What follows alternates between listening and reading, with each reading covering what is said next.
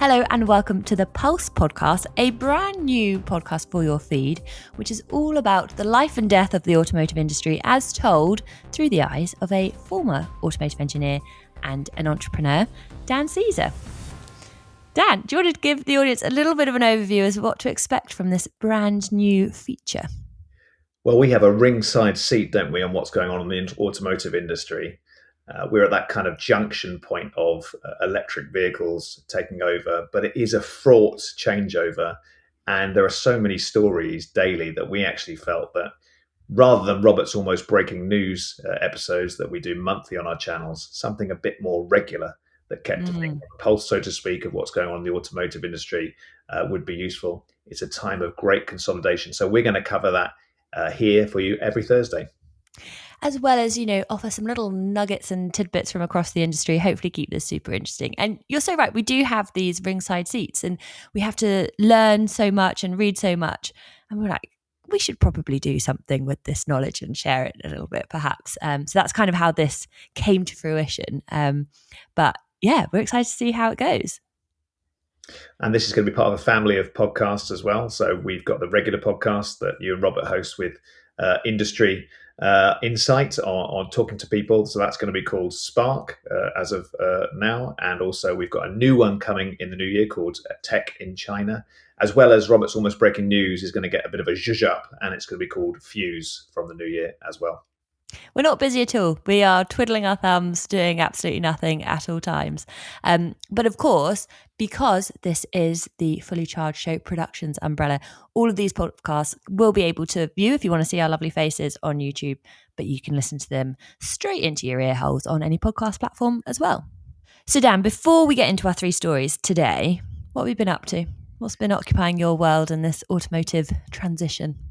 Well, we're very lucky to get invites to lots of different events. We're actually through our own event season. We've just completed Everything Electric Melbourne. We've got a bit of a break now, but before Everything Electric Sydney. So I get a bit of time to meet up with different car companies and find out what they're up to. So in the last few days, I've been with MG and I've been with BYD as well. And it's extraordinary to see the progress those companies are making. I was with MG, and I got a chance to test drive the MG S5. Test reviews, that's not really my wheelhouse. I'll leave that to you and to Jack and to Robert. But it was interesting to give another new car a try. I've tried quite a few recently, and I really just sort of reflected on the progress that British brand has made globally. I mean, we all know that MG is now owned by a company from China, but isn't it extraordinary? We've taken a British brand and the progress. I think at peak, it probably sold about 100,000 cars a year back in the day. And now they're sort of zeroing in 1 million sales per annum around the world. They're in 120 countries. Top markets are China. The UK is second, as you might expect, India, Mexico, and Australia. And they've got a huge range of battery EVs with the MG S5, S6, the MG4, which I think was the one that really kind of catapulted them into the mainstream, the new IM5, the IM6, the Cyberster, and with more to come as well. And sort of life comes at you fast, right? If you'd said 10 years ago, if you'd asked anyone about the MG brand, they would have said, oh yeah, I used to love it, I'm quite fond of it, but it wasn't really doing a great deal. Now it's absolutely transformed into a major player on the national and international stage. Do you know, so at one of our live shows, I can't remember which one, but I had to do the live EV review of the Cyberster. And the whole way through, I was like, wouldn't it be great if they were like, you could just have this. Like, we'll just give it to you, no problem. And I also felt a particular affinity to it because, you can get those blue plaques on the outside of buildings when significant people have lived there. Very, very near my house here in Oxford is the blue plaque for William Morris, who was the original inventor of MG. So I was like, well, it's just crying out to me. I need this in my life. I've actually been driving though this week the Polestar 3, and I've had it for a week. And I'll be honest, and this is going to be a controversial opinion when it comes to you in particular, I had the electric G-Wagon the week before. Okay, yeah.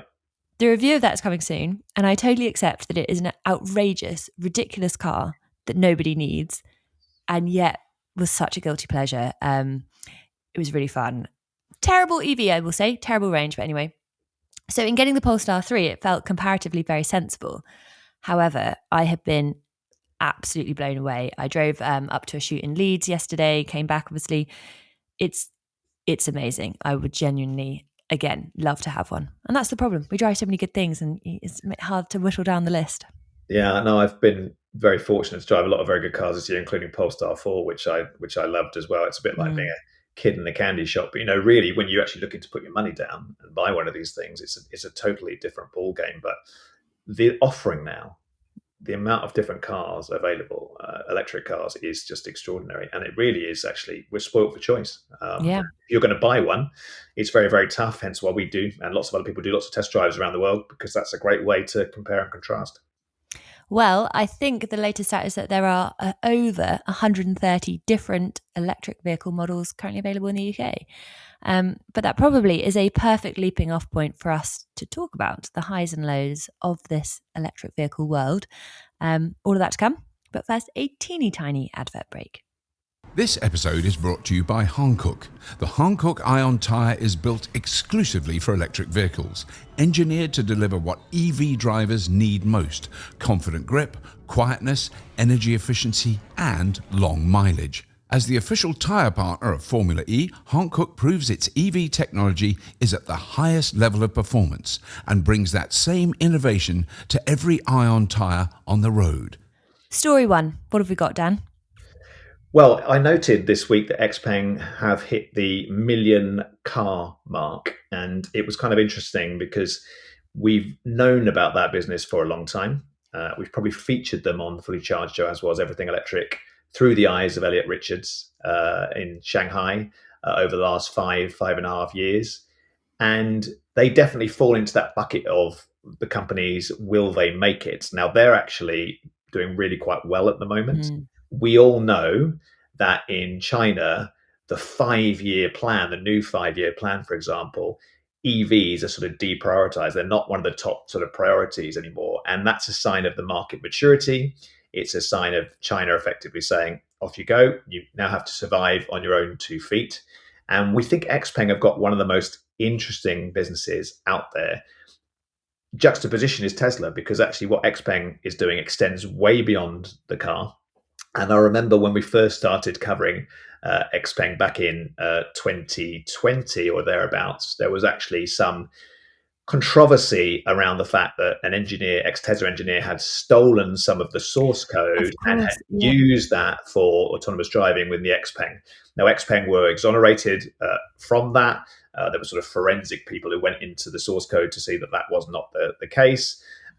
So that kind of passed off, and Tesla and XPeng came to some sort of legal agreement never to talk about that again. But the trajectory of XPeng since then has been kind of interesting to note, because they're not content with just producing cars. So they've just had 1 million roll off they've reached the 1 million mark.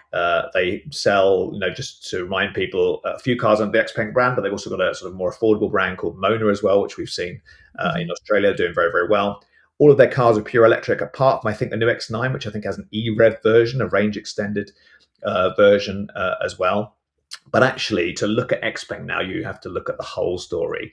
And so they very famously have had flying cars. I think they've got some eVTOL stuff. They've got autonomous technology, loads of different interesting things.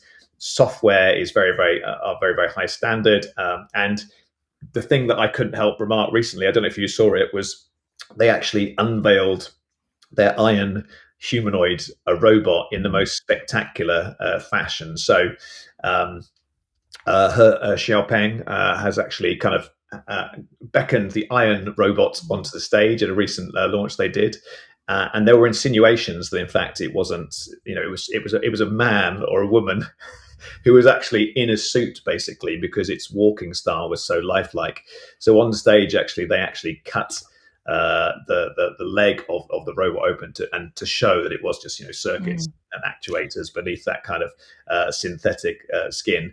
And I just sort of had to remark to myself, where are we? This is the kind of future, I suppose, we all read about and watched on sci-fi as kids, and it's becoming reality in real time, and it's just extraordinary to see the progress. So XPeng is a really, really fascinating company. backed obviously by the kind of the might of this huge kind of Chinese industrial revolution, and it's just fascinating to see how that is going to progress. I don't know if you saw that um, I did. footage I'm talking to. I had a couple of thoughts because I think in this day and age, like if we think about the role of robotics, there's robotics everywhere. You know, anyone who's got a Roomba Hoover in their home, that is a robot of some description. And there's a lot of questions around what is the purpose specifically of a humanoid robot, especially when you think about the things that we need to do from an industrial perspective. Like actually, humans aren't always particularly well suited to some of those functions. And so having a robot that takes the form of a human, is it really useful, or is it a technological flex to show that absolutely we can do this and we're at the top of our game? And I'm tempted to think that it's the latter.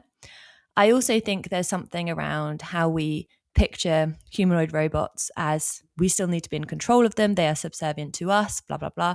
So I was like, of course they had to put it in a woman, like in the shape of a woman, and not only like a woman's body of this robot, but a very sexy woman, I would say. I was like, oh, for God's sake, like that is just so obvious. But it was so juxtaposed by, I don't know if you saw the footage of the Russian humanoid robot that just had a little tumble on I did. stage. I did. I had too much vodka, I suspect, without wanting to be stereotypical. Oh God, it was just such a shambles, and we should definitely link to the video in the notes because it was outrageous. But I have a friend who is an industrial designer, and he also works for a humanoid robot company. And as an industrial designer, he's responsible for designing all sorts of things. But his current focus is bottoms of humanoid robots.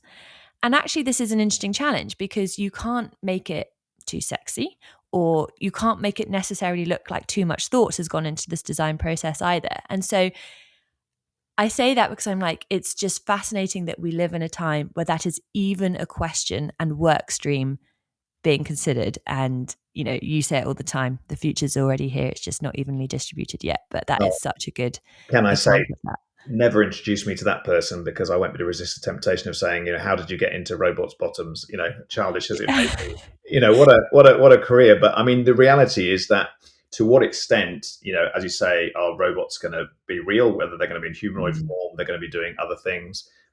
Fundamentally, we've got that phone attached to our hands most of the time. Now we're sort of, part cyborg. I've got some glasses that I can talk to and can translate people talking to me. So we're in that kind of that in-between area, and where it goes remains to be seen. But I think what's fascinating is you get these tech firms like XPeng doing really, really interesting work.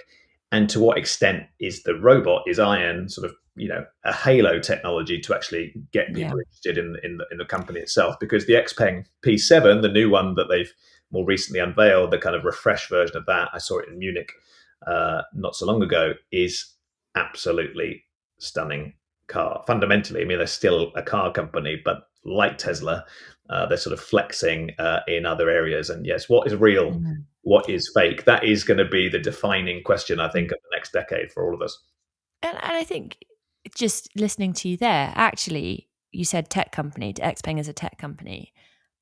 And I think that is absolutely the crux of this, because about 10 years ago, sort of following VW Dieselgate scandal, transition to EVs, etc., there was all this like, automotive companies need to behave more like tech companies.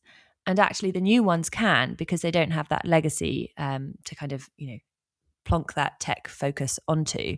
And the legacy OEMs are still functioning largely as legacy OEMs with a little bit of tech sprinkled on top. And so, we're seeing very much that bifurcation of like who will be a tech company and tech forward and lead with the tech that exists within an EV, and who is a car company as we know them who happen to produce EVs. That probably occupies most of our debate generally. I think so. And also autonomous plays a huge role in that. We've just had supervised full self-driving Teslas rolling around Melbourne as part of our recent event. XPeng has some very sophisticated autonomous technologies. We're really interested to see where that goes. Pretty keen that progresses. I think Waymo are coming into London next year, for example, but also slightly skeptical because it's been quite difficult to persuade some people to give up their keys of their combustion engine car and get into an electric car. So persuading people to get out of cars entirely will be an interesting challenge, I think. But I mean, we literally live in this extraordinary era. I think the last 5 years have been incredible, and I think the next 10 years will be even more so discombobulating, confusing, and that's I guess why we're here on this podcast, to try and say what we're seeing and give our take on it. Now, you mentioned there reasons for people to get into an EV or not, as the case may be, and I think that segues perfectly onto, drumroll, budget.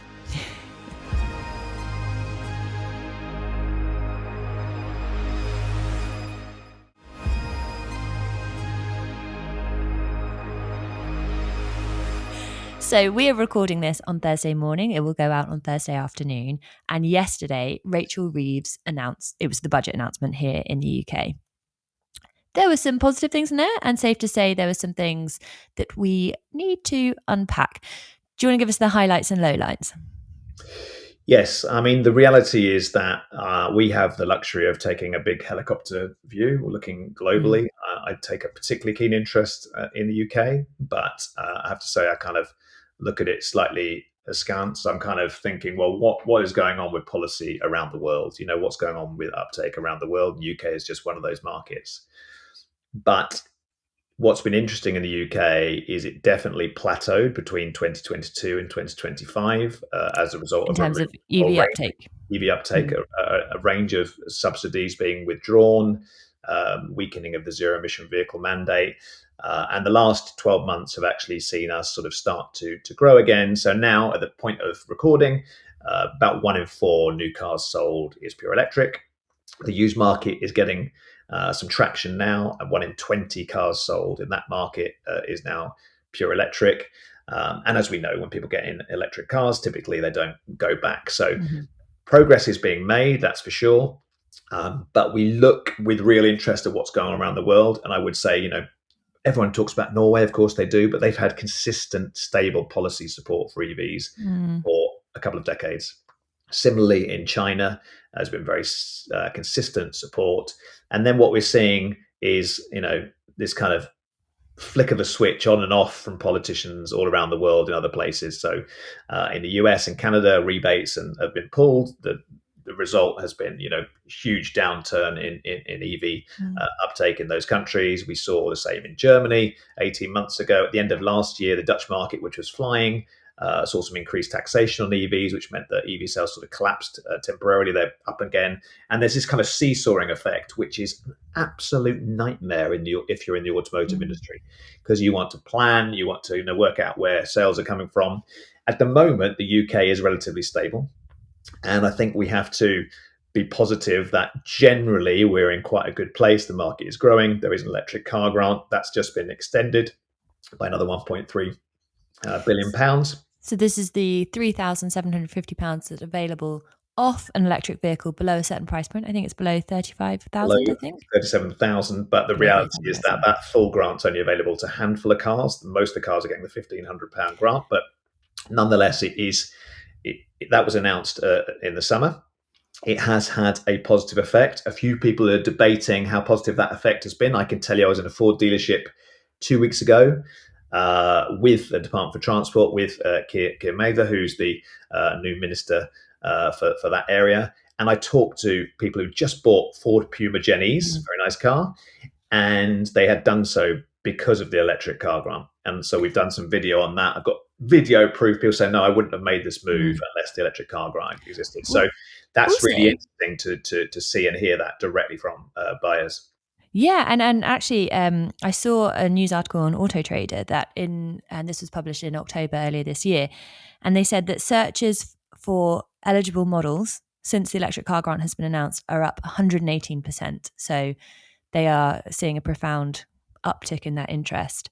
But of course, there is an argument that actually that grant and its eligibility isn't necessarily attracting the right kind of people, because would they have purchased an EV anyway? Yada yada yada. Yeah. Well, I spoke to 3 people, and 2 of them said actually this was decisive. I wasn't necessarily getting an EV. This was decisive. This is a straw poll of 3. It's completely uncertain. think so. I'm going to lean on it too heavily. A wise man said, surveys are for like lampposts there for illumination, not leaning on. The reality is I spoke to 3 people. 2 of them said, actually, this made me buy one. And one other guy who said I was on the cusp anyway, and I kind of got lucky.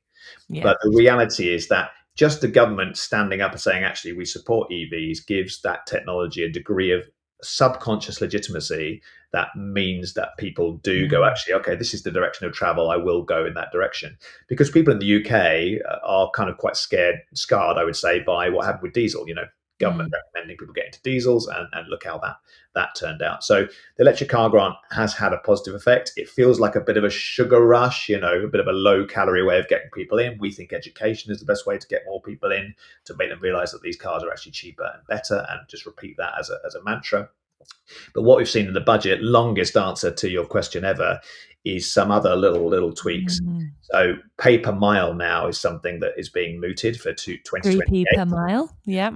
And also that was off the back of the London congestion charge, which the EVs were exempt from, changing in January next year. So you're getting very, very mixed signals, the opposite of joined up thinking, I think, from government. And obviously you've got Department for Trade, Department for Transport, the list goes on. You've got Treasury, you've got all these different stakeholders to satisfy. But it is a little bit of a mixed bag. Now, my battery is half full. That's the way I kind of choose to live my life. And the reality is I'm very positive that EVs will win out over time. But we want to make it as frictionless and seamless as possible. And when you do send out these negative signals, it can be difficult. I think as an individual, I'm pretty sanguine about the fact that the reality is that the congestion charge zone is there to reduce congestion. There are loads of EVs in central London now, and that's not the point. So I think, that's right that exemption comes to an end. But the language maybe confuses people. And then the pay per mile announcement is interesting. It's only going to come into effect from 2028. Technically, it's a consultation, but in government speak, that's normally we've decided this, but we'll give you a little bit. You think we're having a chit chat? Yeah. Let you think we're having a conversation. Certainly, there will be people trying to urge them not to do that. There's a 3p per mile rate mooted for EVs and a 1.5p per mile rate mooted for plug-in hybrids as well. But I do think that anyone who's sat there driving their petrol car thinking, we're not being taxed in that way, it's failing to see that ultimately governments want to move to a per mile solution across all fuel types over time, and this is a way of introducing that process. It just happens to be EVs and plug-in hybrids that are going to be the canary in the coal mine on that. But be under no illusion, governments have long wanted to bring something like this in. And it's really controversial because, of course, there are specific groups that will feel particularly penalised by a pay per mile model, irrespective of whether you're driving an electric vehicle or combustion car. And, take, for example, yesterday, I drove to Leeds and back. That's a long way, and I do that kind of trip every week. I mean, fortunately, I'm expensing that, so thanks, Dan. But the point is that not everyone is able to live a really local life. And of course, actually house prices are cheaper if you live outside of the city. So there's also an equity challenge there as well. But of course, this is all motivated by the fact that if we all transition over to electric vehicles, there will be a £13 billion deficit not recovered from sort of the tax that's currently on fuel. But what irritates me a bit about this is that, okay, so I think this will equate roughly to about £250 per year for the average driver, the 3p per mile. But it just feels really like for like. It's like, we don't have the tax that we get from fuel, so we'll put that tax on another mode of transport. And it's like, but also, what money is the government saving by having improved air quality in cities? What impact is that having to the economy by reduced absenteeism or reduced asthma or reduced having to kind of clean buildings that were previously really dirty from fumes? Equally, it's like, well, if you're going to increase a cost elsewhere, how are you levelling that out with supporting public transport and making other options much more easy and available? And you said joined up thinking, and I think that's the thing that bugs me with this. Ultimately, it's not a huge cost, but it just always feels like this tit for tat, and I don't feel that that's particularly strategic. Well, we live in a world where, I think it was Churchill said that kind of, history is written by the victors, basically. We live in a digital age now where, we could live in different histories at the same time, depending on who we read. There's evidence to support lots of different claims. The algorithms have a way of kind of, telling us what's going on, and we choose to believe one version of events or another. And I think at the moment, the UK government and other governments around the world have got themselves in a situation where media and algorithms are perhaps quite negative on electric vehicles, wrongly, in my opinion. And it's very hard to find a journalist. It's very hard to find someone who runs a big tech firm, even, or a politician who drives electric, really understands it. And the bigger picture, as you say, has to be about all of transport. How does it all fit together? And health as well, as you say, and manufacturing and all these different things. And if you have, if you don't stand for anything, if you don't stand for something, you'll fall for anything. That's the old saying. And the reality is that if you don't really have a philosophy around transport and how we can improve the world, then you will be pulled around by the latest bit of news. Are EVs only for the rich, for example? Well, I can say categorically that if you get an EV and you have a driveway, you can save a fortune, whether you're rich or not. So the reality is that we live in a very sort of difficult time in terms of information. And unfortunately, I think politicians, there's a lot of short-term thinking based around electoral cycles and those sorts of things, sometimes even much shorter cycles, headlines, how can we kind of, we're giving with one hand, we're giving electric car grant. On the other hand, how can we kind of make sure it doesn't seem unfair, rather than standing up and saying, this is why we believe in electric vehicles, this is why we believe in more public transport, etc. And ultimately, in politics, we've got ourselves into a little bit of a mess, really, I think. And that's coming through. I'm very, very confident about the uptake of electric cars. It will continue to grow in the UK, but it seems to me to be really, really important. We get up to about 50% of new car sales are pure electric by the end of the decade. I know the ZEV mandate targets are higher, but it seems very, very important that we get to about 50% by probably the next general election, which in the UK will be in 2028, 2029. Because once we get past that point, I think the network effects kicks in. Most people have seen people with EVs, understand that they're enjoying them.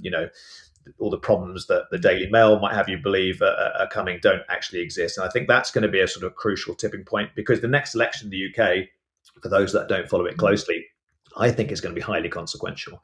And I think if another party from the more right side of politics gets in, I think that EVs and clean energy more generally will be in their crosshairs.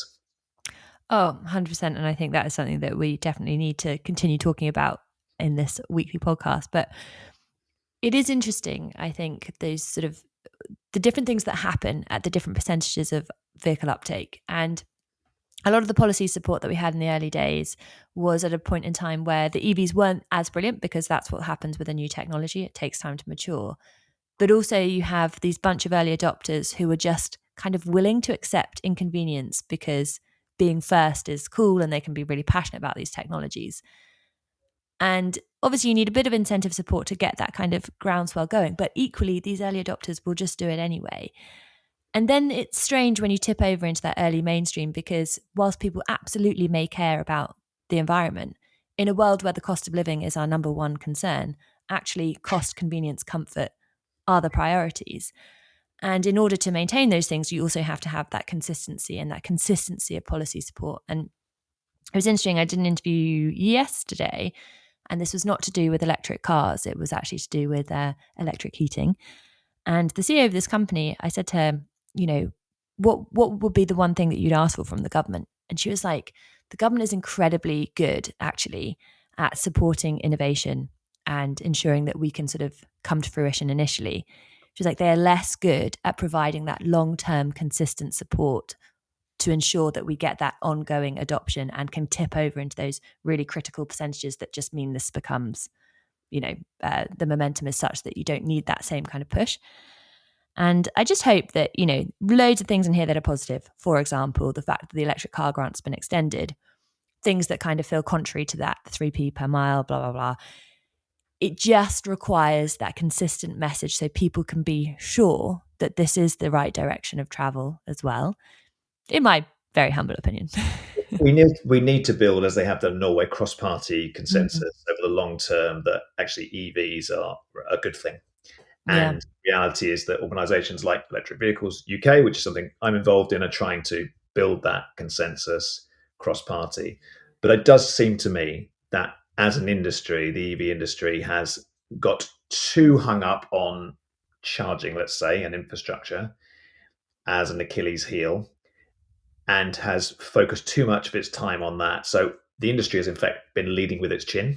You go into a fight, you want to use your best weapons, and that now is the cars themselves. They are exceptional, and they can save you a packet. So our kind of whole attitude really is to say we should lead with that. They are cheaper, they are better, and let's get people in the cars and try them, and that's the way forward.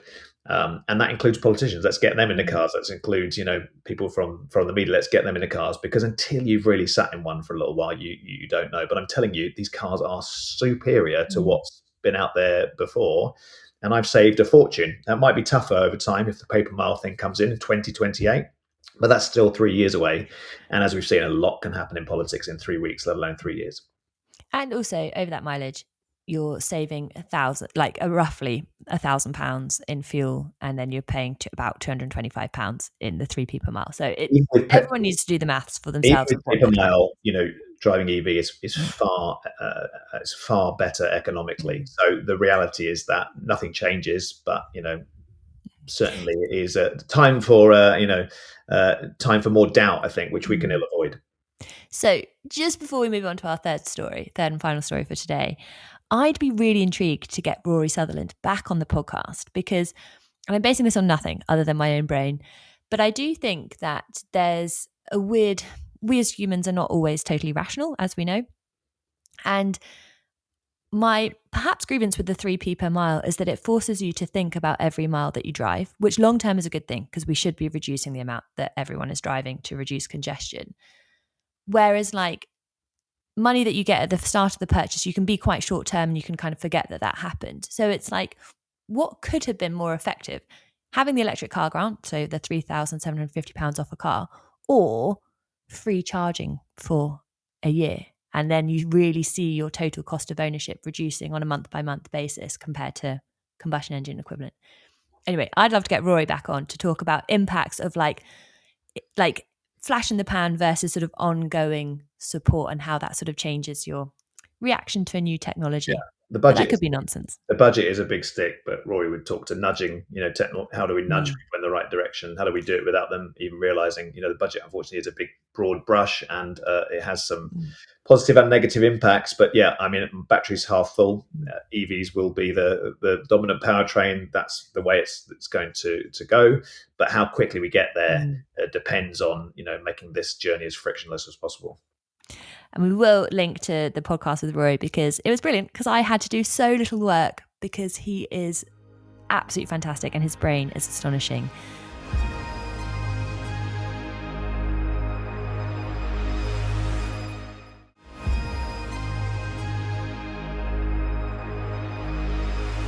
Talking of batteries that are half full, our third and final story today is that Porsche are a little bit concerned about just how good the Hyundai Ioniq 5N is. Can you tell us a little bit more? I can. I absolutely love this car, the Ioniq 5N. I don't know if you've driven. I know you've spent quite a lot of time in the Ioniq 5. It's really interesting. In a lot of the story at the moment is around EVs is China, and people are kind of overlooking Korea. What Kia, Hyundai, Genesis have done. And also hat tip to KGM, who are just releasing formerly SsangYong, who are releasing a new Ute in Australia, for example. But the Korean car market is extraordinary. They've done incredible things, and the Ioniq 5N is the sort of culmination, I think, of that technology. The Ioniq 6N is coming out soon as well. And for those that don't know, the kind of N series really is where the Hyundai engineers have their most fun and create kind of performance racing vehicles.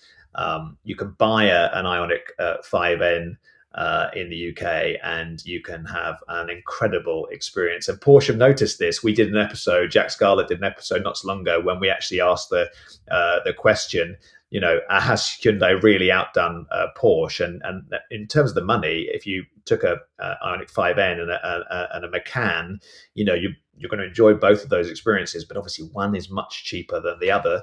And the reality is that the Porsche engineers have noticed, the Porsche management have noticed, and they've been praising or envying what Hyundai have done recently. And I have to say, I had a couple of weeks with that car. It was unbelievable because for all of the, grown-up thinking I like to do, there was a little boy inside of me. When that car makes a lot of noise and you put it in, a grin mode, it is a great, great feeling. So I thought I'd grown out of cars making noises, to be honest, but it was great fun. And I sort of said it sort of all the vrooms, but none of the fumes. I mean, that was the the selling point for that car. And yeah, Porsche have recently been looking at the Ioniq 5N and saying, it's been eye-opening. They kind of were really looking at it and going, how do we kind of emulate some of the things that they've done? And I do wonder, the Porsche Taycan, for example, is a stunning car, right? No one would say that it isn't. I do wonder if often the legacy brands have kind of looked at their vehicles and go, well, we've got the brand loyalty, we've got aesthetically beautiful cars. Whereas Hyundai have gone, okay, but how can we compete? And where some of maybe the legacy brands have been caught a bit flat-footed by that. I don't know if you've driven that car yet, Imogen. So I'm kind of chuckling to myself because am I going to confess this? It's time. I've not told you this. And actually, we've kept this very within the production team. So we actually had it in Australia, not this year, the previous year. And it was such a coup because obviously it wasn't here in the UK at that point. So we had an opportunity to drive it. I did drive it, but driving in Sydney, if you don't know Sydney particularly well, it can be quite stressful because you can end up in that tunnel for like 15 minutes in the wrong direction. So I absolutely was not maximizing the potential of that car, but was, irrespective of that, totally blown away. We'd done a shoot. We parked that car. We all went off to get some lunch. I had the keys. All of our kit was in the boot. And by kit, I mean camera kit. That is tens of thousands of pounds of kit. I can't believe you're confessing this to me live on the podcast. I know this is ridiculous, but I've been carrying this heavy burden of this secret for a long time. Anyway, we went off to get some sandwiches or whatever and dispersed because people wanted different things. And then I get a call from Louis he's on our team, about 10 minutes later say, Imogen, the boot's open. And so I have never sprinted so fast in my whole entire life with the key back to this car. And astonishingly, not a single bit of kit was missing. But initially, we were just a reduced team. We were like, we cannot tell anyone else in the production team because they will be so angry with us for exercising not particular care about this very expensive kit. And to this day, we're not sure if it was user error, i.e. me, or if it was the car. And I would like to blame the car. But given how good it is, I think actually that's not totally fair or possible. But there we go. Nothing was stolen, but it could have been a disaster, especially because this was 2 days before the show and we needed all of that kit. So, well, I absolve you. Thank you very much. I have confessed my sins. Oh, stressful. I'm hot. My hands have got clammy just thinking about it. Well, we have had kit stolen in London, right? Oh, yeah. And we were in a secure underground car park. So it just felt really cruel that someone had obviously seen us do that. And what was really upsetting about it is that they stole all of the bags from the back of the car, smashed the windscreen, and obviously took Katie's bag, opened it, saw that it was just her pajamas and her wash bag, and just, no, we don't need this, threw it across the car park. She was like, oh, cheers. Didn't even want that. Yeah, so that is a bit of an occupational hazard, sadly. Anyway, Ioniq 5N is a great piece of kit, and Porsche have noticed. Well, the other thing I'll say, and I believe the embargo lifts tomorrow, so I'm going to have to be vague. But last week I drove the Cupra Raval. This is their latest urban car, which I think, given its price point, about 26,000 euros, they're very much pitching it against the Renault 5. But they're also very much making this about the driving experience, much like the Ioniq 5N, about introducing so much fun into the drive and the noise. So I'll share more of that another time when I'm not under embargo. But I think it's cool seeing this wave of performance, fun-focused EVs. Well, the Ford Puma Gen E has got some of that feature as well, and I'm going to get my hands on that soon. And that's Britain's best-selling car, the Ford Puma, and the Gen E now is selling really, really well as a result of the electric car grant. So that's good news too. But yeah, it is interesting, isn't it? sound and how that engages you and connects you with a car. I mean, Mhm. Jack, as a kind of an automotive person, has been talking about that for a long time. When I got in the Ioniq 5N, I really realized actually there is something there's Mm. something in that. Although I do enjoy the fact that the cars are much quieter in general terms. So I had in the G Wagon, it has this sort of soft rumble that's definitely a synthetic noise, which actually I quite enjoyed. But you can turn on the G Raw, ridiculous name, and that was an awful sound. And it does, and there was a few sounds in that car that were extremely high quality, and a couple that were very strange, like the sort of to warn you that there's someone in your blind spot. That blind spot noise was very cheap. And it's incredible to think that actually you can build and design a sense of quality through sound. And it's not the speakers, it's the sound itself. And I think that is such a talent. Yeah, it's interesting. I mean, you just don't think about it. The world Mm. is so visual. The sound is so much more subtle. But I was in a Polestar 4, I think it was, and it's got an indicator noise which sounds like a little sort of synth Mm. noise. It's really, really subtle. And I'm in another car at the moment, which I won't mention, that has an indicator noise that sounds like a car from the late 90s, and Ah. it actually just sort of sticks out. It is bizarre, isn't it? But yeah, sound does play a part even in this silent revolution. Mm. Well, we have successfully waffled for 40 or so minutes, so we probably should leave it there, not least so we can save some stories for next time. But any concluding thoughts before we close? Well, as it's Pulse, what I thought we would do is just have a couple of quick ups and downs. What's going on in the marketplace. So I'll keep it short. My up really this week would be for BYD. Mm. I spent some time with BYD, and it's really interesting how they've grown. They're now in the top 100 of the Fortune 500 for the first time. They are already number 3 in the world for cars sold. They are well on track to selling a million BEVs and FEVs this year. They've just gone through their 14th million vehicles so far. They've seen extraordinary growth, up 500% in numerous European markets. They're in 32, 33 countries, I think, in Europe now. They've got more than 1,000 stores. And they said to me, this is just the beginning. They're going to go to 2,000 stores in the near future. They're also adopting kind of made in Europe for Europe strategy. So they've got a plant in Hungary, which is building the Dolphin Surf and the Atto 2 with more models to come. And get this, they've got 1 million staff globally now, of which over 125,000 are in R&D alone. And they have recently broken more Nürburgring records with the Yangwang U9, and they top speeded the car. I think it's the fastest car around the world now at 496.22 kilometers an hour. And I was sat there listening to BYD thinking, okay, there's lots of talk about OpenAI and SpaceX and things like that. But is BYD actually the most exciting business in the world? Mm. And then in terms of downs, I think, we can get into this in future podcasts. I think my down would be the American consumer is really, really missing out now. There are so many great EVs and they can only access a fraction of them. But maybe that's Mm. a subject for a future episode. I think it is, and maybe we can get a little voice note from Ricky, our correspondent based in San Diego, to share his views as well. I just want to say the stat that I find most shocking about BYD is the 1 million people one. That's just incomprehensible to me. I used to work at Jaguar Land Rover many years ago, and I think at that time there were 40,000 employees globally. Admittedly, at that time they were producing about 400,000 cars a year, so it's a different scale.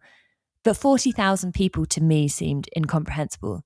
I cannot wrap my head around 1 million employees of one organization. Bonkers. I mean, we're definitely going to see consolidation in the automotive market in China for sure, Mm. probably from back into 2026 onwards, and elsewhere as well, because obviously new manufacturers are putting more pressure on the legacy manufacturers. So there is going to be a squeeze. But BYD is not a company I worry about whether they'll make it through this period. I think they are the one that's kind of most nailed on, I think, to make it through. They're producing some great cars. I've been driving the BYD Seal at the moment. amazing.